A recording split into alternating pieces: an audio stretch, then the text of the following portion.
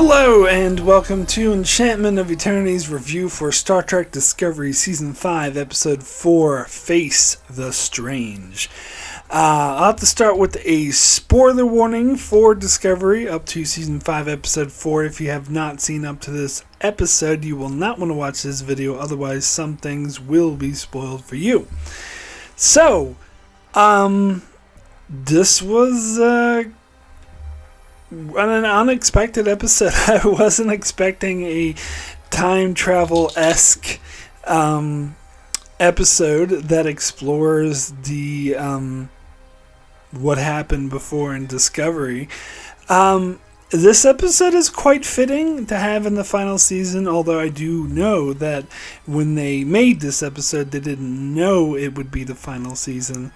But it reminds me a hell of a lot of Shattered from Voyager's final season, where that's what came up immediately, and I've heard other people make that comparison because I think it's an obvious comparison. But Voyager, if you don't recall, episode Shattered is the episode where there's weird time anomaly thingamajigger that splinters different parts of the ship in different time zones. So, depending on what part of the ship you go to, you end up in a different time frame, and only Chakotay is able to move between the different time frames, and he gets the serum that make Janeway also able to move through the time frames, and they try to fix the ship. So the captain and first officer going through the different parts of the ship and going into different times in the Voyager's past, and they see different adventures that they've already been on, and that they have to fight against aliens who once invaded the ship years ago. Sound familiar? It's very similar to this episode, but I want to be clear. I don't see that as a bad thing. In fact, I see it as a good thing, because I think this episode is original enough, even though is very similar to Shattered. It reminds me a lot of Shattered. It's unique and different enough to stand on its own. It accomplishes pretty much the same thing that Shattered accomplished, which is to have a really fascinating episode that explores the show's past and pays homage to it, and has a great sort of bonding episode for the captain and first officer. Now, the difference in that aspect of the storyline is obviously that Burnham and Raynor just met, whereas Chakotay and Janeway had been together for 7 years, although in that episode Shattered, it was a different version of Janeway before she met Chakotay, so it was like they were meeting for the first time, but still, it is a very different dynamic in that regard. And plus, they have Stamets, who is able to recall all of the memories from up to the present, regardless to what time frame they go in, which is also an added bonus. But overall, and I might be as bold to say that I actually like this episode better than Shattered. Because for me, this is just a more interesting story. First of all, they tie it into the greater plot of the season, as we saw at the end of last week's episode that Maul, or whatever her name is, planted a bug, a literal electric, robotic bug on Adira, who brought it back to Discovery. And from that, I expected it just to be a simple tracking device that Maul and Locke would follow, but it turned out to be a lot more than that, which I think is fascinating. But they did tie it into the greater issue. And you know what? Another episode it kind of reminded me of, or at least that one scene when Burnham and Raynor went to the future and they saw Starfleet headquarters destroyed, reminded me of Twilight from Enterprise, which also, because they were in the middle of a mission to stop the Xindi from destroying Earth, and they saw a future where Earth was actually destroyed by the Xindi, so they failed in their mission. So it's kind of similar here, because they're in the mission to stop these progenitors' technology into falling in the wrong hands, and so they go to a future and see a future where it did in fact fall in the wrong hands, Breen hands to be specific, and they pretty much wiped out the Federation, or wiped out Starfleet with that technology. So you have the greater plot of the season's storyline, which I think this episode ties into nicely. But the more major point of what I think makes this episode so good is the relationship between Burnham and Raynor, and exploring Raynor's new position as the first officer of Discovery. I think they tie that into this wacky time travel episode perfectly, because I expressed some of my disappointment with last week's storyline, with him trying to meet the crew and just being a dick about it, and then because it felt a bit unresolved to me. But I think this episode fixes that problem, because it resolves it more. And I think it starts out, because at the end of that episode, he didn't vow to change. He was going to be just as assholish and much of a dickhead as he always has been. And so it seemed like with the events of that episode and his storyline anyway had no effect on him, so what was the point? But they kind of correct that in this episode, because they start off with him like being a dick to Reese for having a theory, which was in fact correct, that Maul and Locke probably had a plan. And his reasoning was sound too, is because there's like, they've been smarter than this. There's no way that they just simply missed this one. They definitely have if they didn't show up on Trill, they have a play we just don't know about. And I think Raynor was actually kind of an idiot for not seeing that was clearly the case. But it works for the story. And it makes sense that Raynor would have that sort of gruff attitude of blah blah and being a dick to Reese. And so then you get Burnham going with Raynor in private and trying to, chew him out for saying, hey, that's not how we talk here. We don't really treat our crew like this here.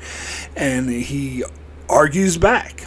And doesn't, listen to his captain, and is very argumentative, because he's used to being the captain. He says that his style, his way of doing things has always worked for him, and that she doesn't understand what it's like because she didn't live through the burn, blah, blah, blah. But then you have the weird time shenanigans happen, and then through the course of the episode, he sort of learns the value of being friendly with your crew and knowing your crew.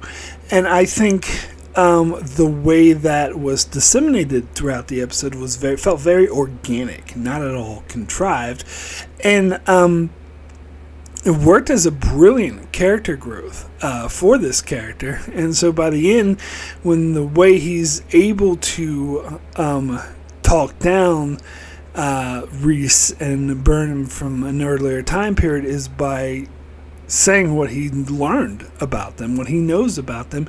So directly showing that his being, more personal and getting to know his crew actually has tangible benefits, and particularly in this case. And I think that was actually quite brilliant, the way that played out. So overall, I think I think this is kind of a better episode than Shattered. So there was a lot of Easter eggs and whatnot in this episode, as Discovery has been doing a lot. So at the start of the episode, they show a flashback to like 10 hours ago or whatever, when Maul and Locke were buying that time bug thingy. And they bought it from this merchant, or mercenary. And I was trying to figure out what the hell species he was the whole time. At first, when I saw him from a distance, I was like, hey, it's a Cardassian. But then they showed him closer up. I was like, okay, not a Cardassian. But what is he? Like, a couple random episodes come to mind. And we know that they take, like, because they have Rainers from that species from that one episode no one even remembers, called Armageddon Game from Deep Space Nine's second season. So we know they like, take obscure aliens and just throw them in there as really deep cuts. And so I was just trying to figure this out. One of my theories was that it was the hunters from the episode Captive Pursuit that hunt Tusk. So not Tusk himself, but the hunters.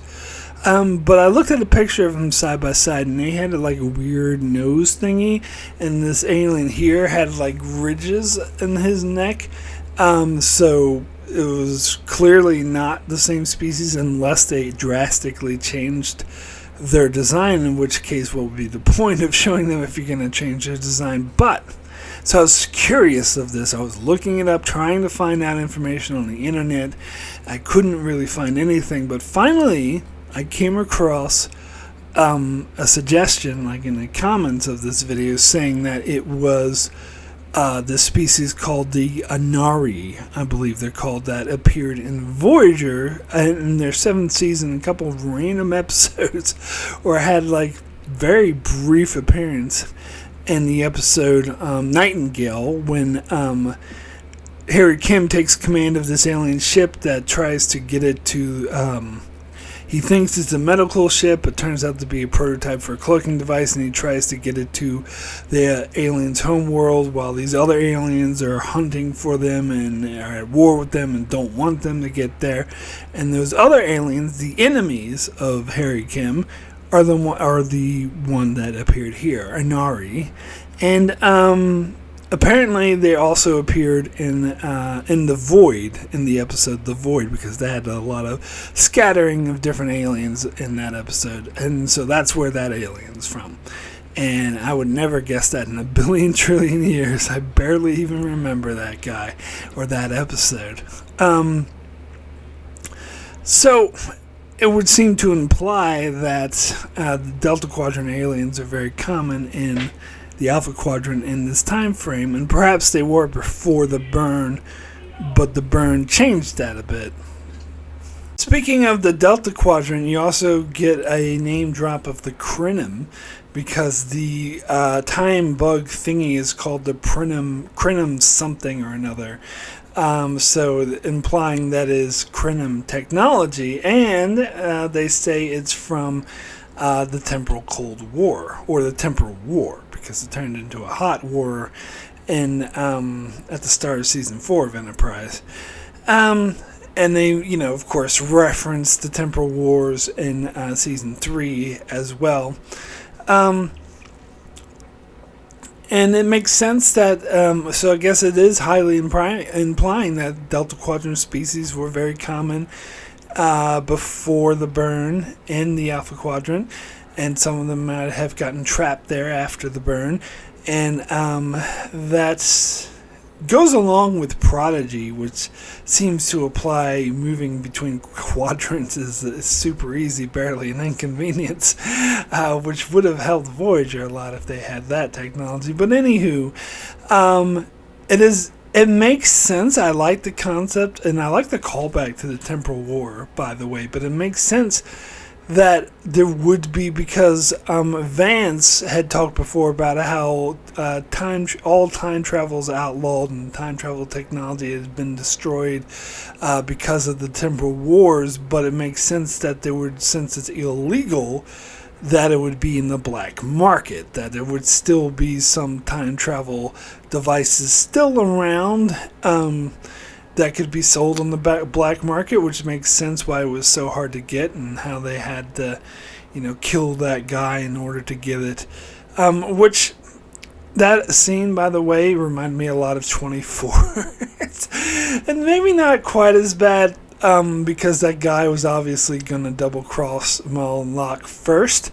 But 24 had this trope that used to piss me off because it was so impractical and stupid, and they used to do it like once or twice this season, where they'd have the main bad guy, the main terrorist, go up and buy, some weapon or some, other piece of technology they needed to do their terrorist attack. And so they get it on the black market from this guy who'd give them the thing and be like, okay, now give me my money. And the terrorist would go, I got your money right here. And then shoot the guy selling the technology, which is not how I would imagine the black market actually works. Because if someone goes around shooting, killing everyone who sells him something, no one's going to sell him anything. And maybe he needs more stuff in the future. Where he's going to go to because he killed the person he knows. It's just stupid. And I'm not saying that this episode is that bad, because as I said, that dude was going to double cross Malin Locke first, but it does make me wonder why he actually brought the actual technology with him if he had no intention of selling it to him. But I suppose he did have an intention to sell it to him, as long as they forked out even more money. He's just trying to squeeze them, is the term I think that fits. And so I guess that makes sense. And I'm not saying it's as bad as 24. It's not, but it did remind me of that though. But anyway, so yeah, having that piece of technology from the Temporal Wars, I think made perfect sense, and I think it was a great way to set up this time traveling plot. We get lots of callbacks. We got another callback to magic to make the sanest man go mad, because there was established that Stamets, because of his tardigrade DNA or whatever, exists outside of weird time phenomena. And I love how Burnham remembered that and recalled that immediately. It's like, hey, we need to find Stamets because he's going to actually remember everything. And I think that was cool. I think that was a good use of Stamets. I like the callback. And then, of course, we get a lot of obvious callbacks through the certain events that they go to. They go to the battle with Control that you see outside the window. And, of course, it all starts by them going to Discovery as it's time traveling to the 32nd century, which all the crew is unconscious for, which I actually think that makes sense that for the plot that's where they would have them go, because they wouldn't know what the hell is going on, so they go to the bridge and then people would see them and they would fuck up the timeline. But because they went to that timeline when everyone's unconscious, it actually worked out well for them. Kind of convenient, but it makes it makes sense story-wise. And so they go, so we see that. We see Osiris attack, or her forces anyway, attacking the ship, so call back to season 3 final episodes. And that reminded me a lot of Shattered, how they went and saw Seska and the Kazon took over Voyager. But it didn't last as long, and she wasn't like the main villain of the episode, thank God. And then they just go to other sort of random spots. They show that they can go back to the 23rd century as well. So any part that the ship is from. And okay, so I got to talk about this future storyline they go through. As I said, it kind of reminded me of Twilight. But what's more important is it first made me think of the short trek Calypso, which is something that they hadn't really connected to the main show, and they never paid off. And I kind of given up on them ever connecting it or ever paying that off. But when I first saw this, I was like, holy shit, are they actually going to pay it off? But they didn't. However, it seems very similar. It's a very similar situation where Zora's by herself, she's listening to music or whatever, and she's kind of gone, am I dreaming? Just the way she was behaving reminded me a lot of that Calypso short trek. So I am now thinking that maybe they will pay it off, and maybe that little scene was an indication that they might pay it off in some way. I'm not saying that they did pay it off, because I don't think they did, but maybe they won't pay it off, and that was just a sort of a bone that the show is going to throw to people who wanted to pay that off, and that's all you're going to get. I think that's probably the most likely scenario. But I don't know. I'm starting to have a little more hope that they might pay it off. But anywho, so that future storyline was very interesting, and then we just get a random past storyline with Stamets, and I love that. I gotta talk about that scene with Stamets and Reno, because I absolutely love that. It's hilarious how he was like, just hypothetically speaking, just throwing this out there. What if someone was, time traveling and stuck in a thing? How would they best get out of it? And Reno's like, oh yeah, obviously you do this and you do that, and that's the best way to do that, but make sure you don't do that.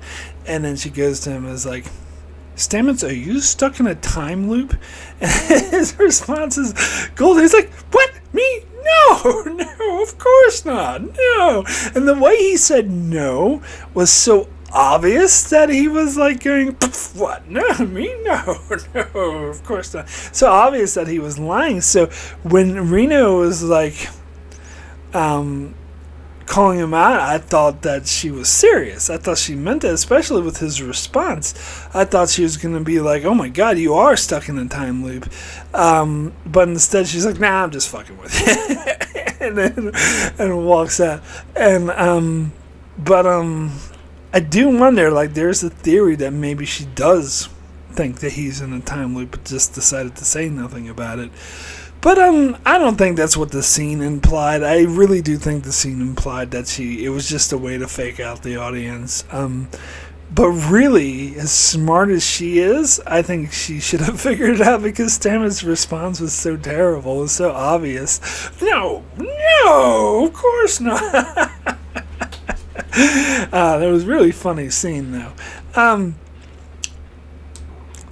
So then, I can't remember if we get any other timelines that are significant. I might be skipping over something. But we go back to early days of... Oh, yeah, we have when Discovery is being built and we can see San Francisco out the window, which is, fine, whatever. But we go to the early days of Discovery when Lorca was still the captain, and it just happened, very convenient for the episode, they don't have to bring Jason Isaacs back. They just said, Lorca and Laundrie are out on the away team or something. And so that's like second or third episode? No, not second, because that was still the flashback. So third or fourth episode. In fact, when was Landry killed? It wasn't the third. Was it the third episode or the fourth episode? I think she was around for one episode, so maybe it was the fourth episode she killed, or maybe it was even the fifth. I don't know. It's been a really long time, but having her still be alive really plants the time frame as right at the start of season 1, or right after Burnham came on board Discovery. So it makes sense that the crew would be very distrustful for her. And I like how this was built up to when she was talking about how she felt like she didn't deserve to be there, and is shocked that she ever became the captain. And so I find like Burnham meeting her past self that was very fascinating, and how past self never believes, like, I'm never, you must be a shapeshifter or something, because there's no way I'd become a captain. And that was fascinating, and I did like the fight scene, by the way, between the two Burnhams. I thought that was cool. And then, of course, we get a Burnham and Raynor going to the bridge and Raynor was down in engineering, but Burnham going to the bridge and trying to convince everyone. I think it was a bit weird that the way she was able to convince Airiam was by telling her that she died. And even though, because other people's like, no, Airiam would never do that, and Airiam herself was like, yes, I would. If sacrificing myself meant saving all of you, I definitely would do it. But even that being the case, how does that make it more believable, or how does that convince her that Burnham's definitely from the future and telling the truth? I I don't know. That seemed a bit. That was probably the weakest aspect of the episode for me. Because, Bryce was like holding a phaser and I believe Bryce, if I'm not too mistaken, is the dude that left the show in the previous season. So he's a guest star, and so is the person who played Arium. Yeah, it goes to show you how little these bridge crew, I'm actually just learning their names now after 5 seasons. It's like that one dude at communications and that one other person, and then we have a whole bunch of new people in the present day Discovery as well. Now there's like Bajoran and all these other people that Raynor was talking to in the previous episode. And it made me wonder, are these people from the 32nd century? I think it makes sense that if this is a regular ship of Starfleet, that they wouldn't be like this cult or this clique where only you had to be from the 23rd century to serve on Discovery. And plus we know that several people transferred to other ships, so it also makes sense that they would have people from other ships be assigned to Discovery, because it is a Starfleet ship. It's not like that bullshit in that baseball episode of Deep Space Nine where there was an all Vulcan ship, which is total bullshit. So it makes sense that they would have intermixed and interwoven the crew together, and because you didn't see any of them in the past, so that did make me think that they are new and they're from the 32nd century. It's just something I was thinking about last week. But anyway, but regardless, she's able to convince the bridge crew, but then there's a problem in engineering because Burnham is still not convinced, and then Raynor uses his intimate knowledge of Burnham and the conversations that they were having in order to convince her in a very convincing way that no, you are capable of more, don't doubt yourself. And that was a powerful scene. I really liked that. And of course he connected with Reese by recalling what Reese had told him about being into Constitution class ships and whatnot. And that was a really good scene. And so they're able to save the day and get back to their time frame, but they realize that Locke and Mull had already been and gone, so they just now, instead of Locke and Mull following Discovery is following them. So that's an interesting turn of events. But anyway, I thought this was a really good episode. So my rating for Face the Strange out of 10 is a 10, the best. Now, caveat, asterisk to this, I reserve the right to change my mind in the future, because I might be just being too overzealous with my 10s, which is not very common. It's not very often that I give an episode of Discovery a 10. And so maybe I'll realize that I was a bit overboard and change it to a 9 in the future. But it's really hard, because I was going to give this episode a 9. That was my plan all along until I started talking about it and thinking about it, and I was like, I think it deserves a 10. Because here's the thing. I think this is clearly the best episode of Discovery of the season, and it's probably the best episode of Discovery I remember seeing in a long time. I mean, there's a couple in Season 4, like the Season 4 finale is quite good as well. But I don't know. I think this was better. And it's definitely better than the Magic to Make the Sanest Man Go Mad. That was a fun episode. I liked it, but I had a lot of issues with it. I think this is clearly better than that. And honestly, if I'm thinking one day of doing a top 10 best episodes of Discovery, I'm thinking now this would easily make that top 10. So I think I gotta give it a 10. I think that is actually how I feel about it. Maybe, as I said, I might change my mind and downgrade it in the future. But it's hard to tell after just watching the episode several hours ago, because I'm still excited about it. So it's more difficult to give rating for episodes after you just watched it. But that's what I'm going with right now. A 10 out of 10. I think this is one of the best episodes of Discovery. I think the whole, not just the time travel shenanigans, even though I love that, it's the character stories that went with the time travel shenanigans. It's just the smooth writing and how everything connected and how the characters related to each other, I think, is better than what Discovery has been doing all season.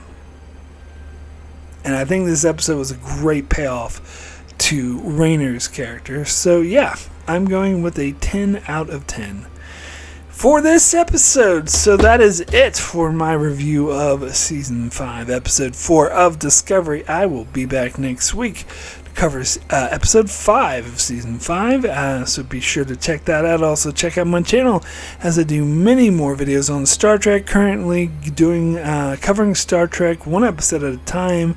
Currently in the 4th season of The Next Generation. So be sure to check it out for that.